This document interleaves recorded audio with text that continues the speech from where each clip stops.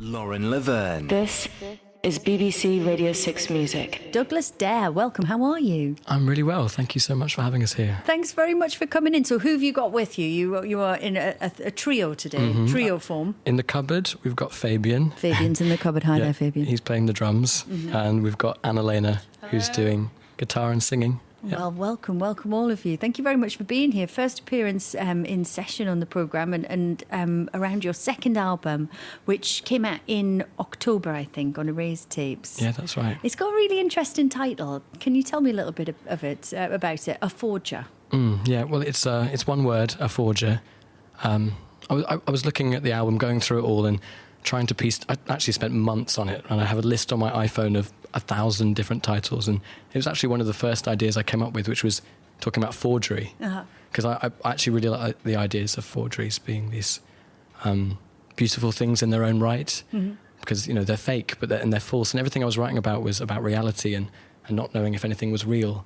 And suddenly I came back to that. I thought, no, a forger is such a beautiful idea, and yeah, it was one of the first ideas out of many that I'd been through. Yeah, I mean, it's a record that's tackling some really big themes. As you say, the nature of reality, where does that begin and end? And then also, this idea of how much you value that, the kind of construction, obviously as an artist, you're creating something that is false. You're telling a story or, creating a world. Yeah, absolutely. It's a subject I've been fascinated with for ages, and one I could get into very deeply, so sometimes I try and skirt around it for fear of I could be here talking for hours about whether we're real, and it's huge, these big subjects, and things like Black Mirror. Of course, you had that segment not so long ago. Yeah, Charlie Brooker came in and talked to us about it. Yeah, which I loved listening to, because that was a big inspiration for some of the tracks on the album as well. So you were drawing on Black Mirror and also on George Orwell, I think, 1984 in places. Tell me about that. Yeah, that cheery novel that we were talking about.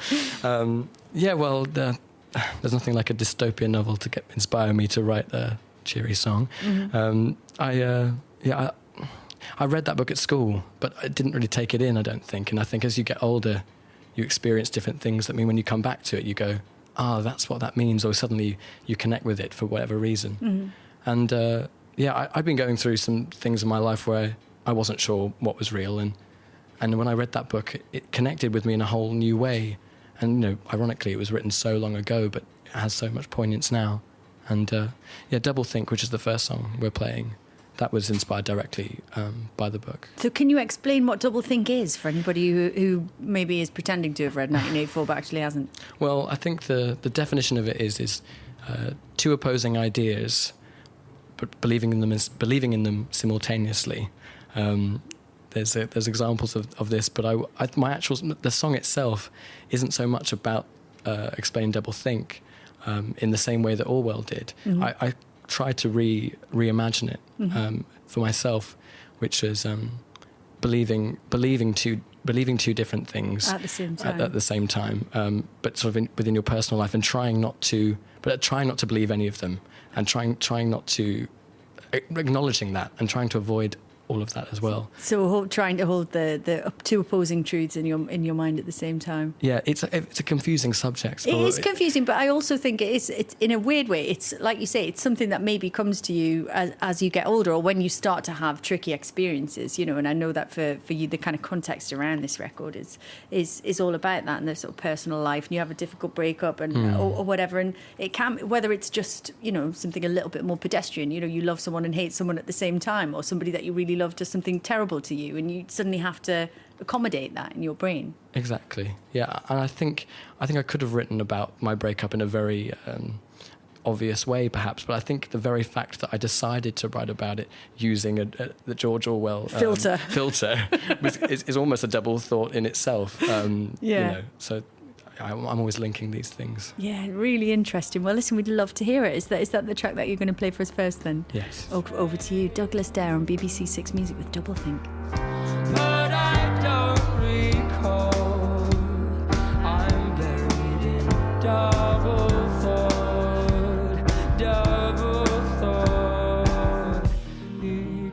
Ignorance is my bliss. Don't want to fall out of this. Freedom is slavery.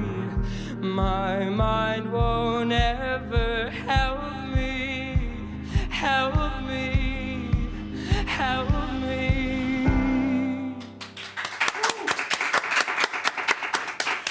Douglas there in session on BBC Six Music with Doublethink, sounding totally fantastic. Thank you so much for that. So Douglas, this is your second album, and the first came out in 2014. That was Whelm, and I played tracks from both. I mean, did you change your approach between records? Because obviously there's presumably for you quite a little gap there too. Yeah, there was. We toured a lot, and I kind of set myself some rules. I wanted to write differently. With the first record, I'd started all with lyrics. And did it that way. Oh gosh, I feel like I've just run a marathon. Out of puff. Yeah, exactly. Sorry. So I set myself some rules, and I wanted to do it differently. And I just knew I wanted it to be bolder in every sense of the word. Yes. Kind of in the way that when an Irish person says you're very bold, that's kind of way like as in like you're really going ever so bold. Yes, yeah, exactly. Not just bold font. I mean, sort of like in a completely different but way. also that, yeah. Yeah, exactly. Yeah. And so the instrumentation completely changed. With the first record, it was just myself and Fabian, really. And now we have a brass band and a choir and, you know, the works, kind of. And, it's all going on, yeah. And I guess the themes of it as well are a lot heavier in that way. If I can go any heavier with my themes and darker, I kind of did. So that was how I did it. And yeah, I tried to change as much as I could. But with the lyrics, I ended up writing them first anyway. Okay. Yeah, I think I was trying to reinvent the wheel to a certain extent, and I didn't need to.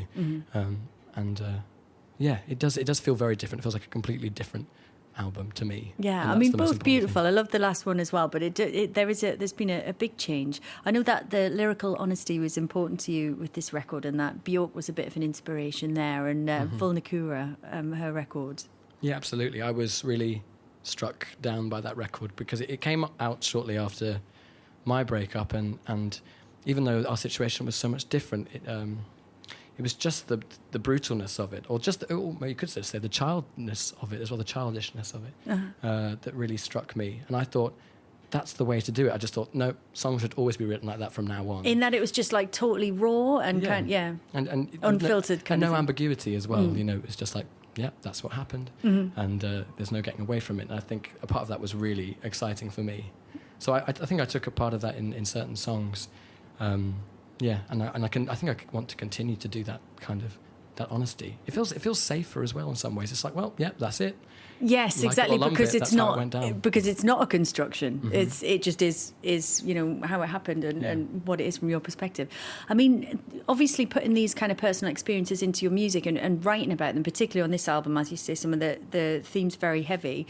Was that therapeutic? Was it difficult? Like, how was that experience? I think it was only afterwards that I realised what I'd written, and after playing them to certain people, realised, oh, I've said quite a lot there, or I've revealed quite a lot, and it was with certain songs on the record. It definitely was really cathartic for me to get that out. And which ones? Which were they? In particular, there's a song called "Oh Father," which, you know, as the title suggests, is about my father, and about me coming out actually, and how that was received. And luckily, the process of writing the album to when it actually came out was quite long, and it meant that we were able to I was able to play that song to him and also go through it all and actually come out the other side of it. It wasn't like I was putting that song out fresh with that difficult... In the middle of the experience. Exactly, which is just the nature of it, I guess. So it meant that when the song came out and when the album came out, I was very much kind of over the things I'd written about in some ways. And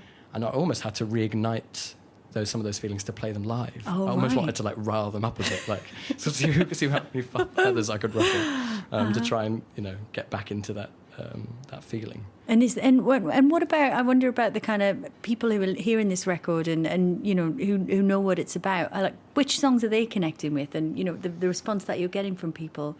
Well, certainly with "Oh Father," I wasn't expecting it, but I did get lots of emails from people having similar experiences, but also completely different experiences as well, which I didn't expect. And sometimes people email you and they've had an experience with something completely different. You think, how did they ever connect that, you know, with this? I wasn't writing that at all, you know. And there are some funny examples, but I don't want to embarrass anyone. But it was, it's.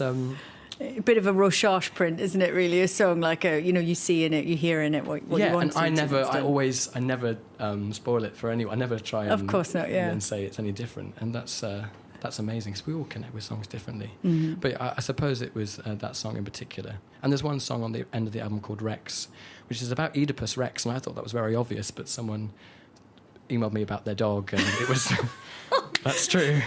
Oh, Rex's theme. That's good though. Yeah, I thought it's really not about that, but perhaps a more innocent interpretation. Yeah, it's all about incest, and they're telling me about their dog has died, and I was okay. Oh no!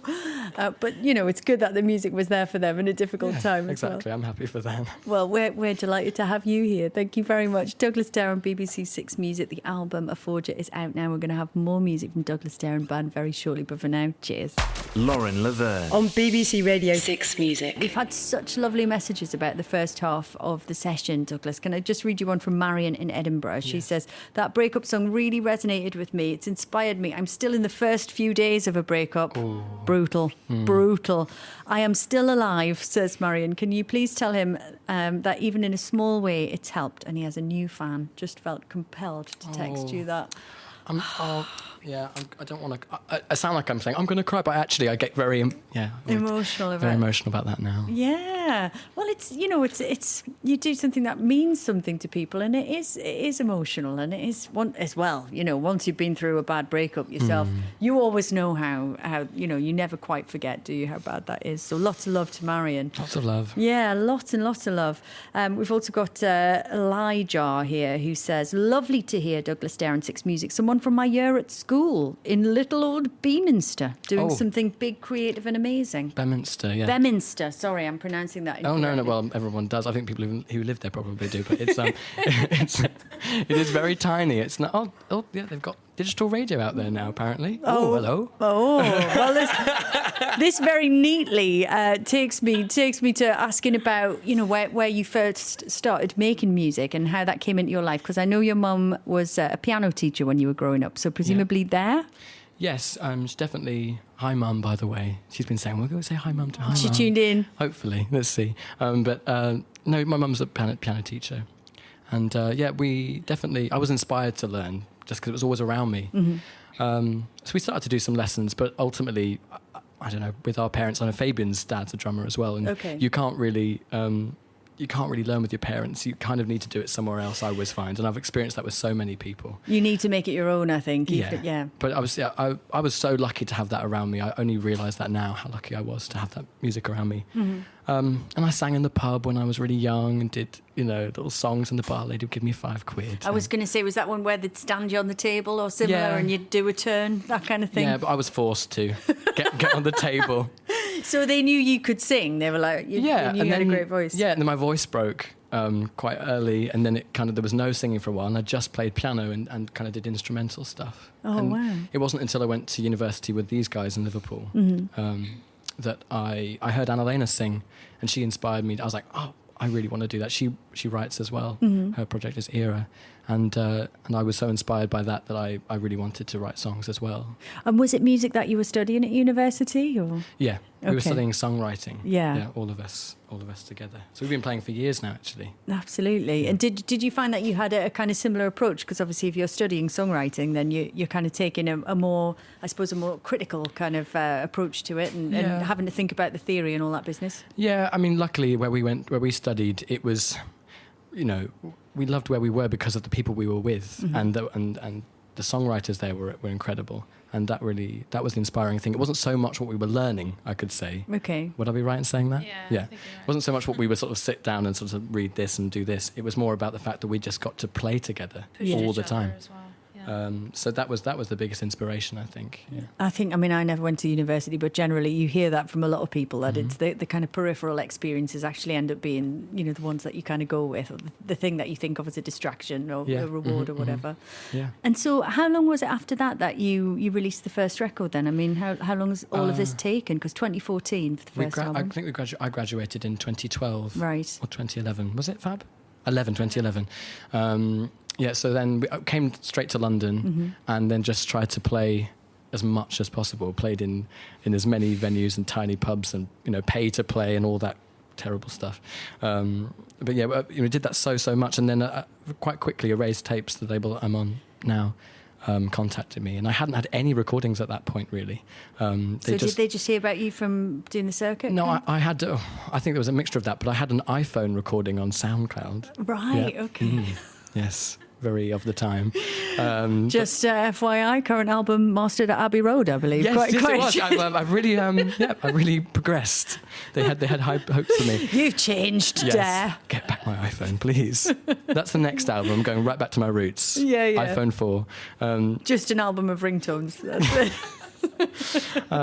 So I did that, and I went to their, at the time I think it was their 5th year anniversary, and they had a big concert at the Hackney Empire. Okay. And I was just in awe of all these artists that I loved already, Oliver Arnolds and Dustin O'Halloran and Nils Frahm. I already was following these artists. Yeah. And they were basically saying, yes, so we'd love to work with you. And I was thinking, can't be right. But yeah, here we are. It is amazing, and I think you've toured with a few of those as well now. Yeah. Olafur Arnolds and Nils Frahm, and you've shared stages with. He's so funny, isn't he, Nils Frahm? He's like hilarious. You don't expect it when you first hear his music necessarily, and then that's the way when when people like us who write such somber tunes, you get it all out in the music. Yeah, it's very important for us to be lighthearted in between, so we can show people that we're not misery guts. So what's next then? When are you going to be playing live again? Because obviously the big response to the session today. Yeah, well, I'll probably be playing live on Christmas Day in my hometown, probably. Oh, in the pub? In the pub, probably. Come on. Or Christmas What's Eve. the local? What are we, Probably be playing in the stable. In the stable. Literally. Okay. Probably. But not my own music, probably just playing Christmas carols. But in the new year, I'm going to be going probably, I think February, we're going to be out across UK and Europe.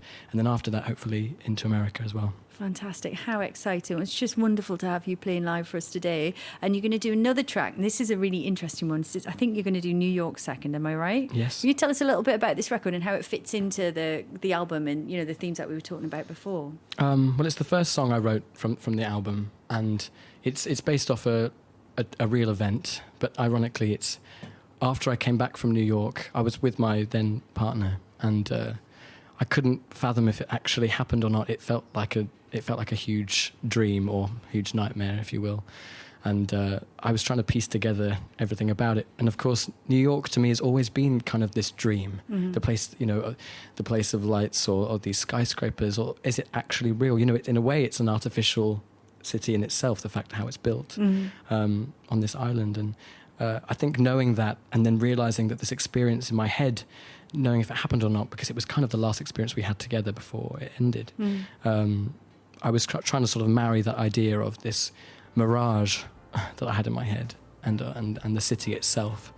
It's kind of a direct comparison between those two ideas. Fantastic. Well, we'd love to hear it. Over to you. This is Douglas Dare, live on Six Music. How can I ever believe after I've been deceived? Open it all up to me. Will I ever trust another? Or is this for good? Oh, yes. Douglas Dare on BBC Six Music and Band. Thank you so much for that. Absolutely wonderful, guys. Thank you for that. Thank you for having us. Such an absolute pleasure. Safe travels to the homeland. Enjoy the pub on Christmas Day. I will. That to you. Merry is going to be Christmas. awesome. We know we're going to be seeing much more from you in 2017. The album A Forger is out now. Thank you so much for joining us.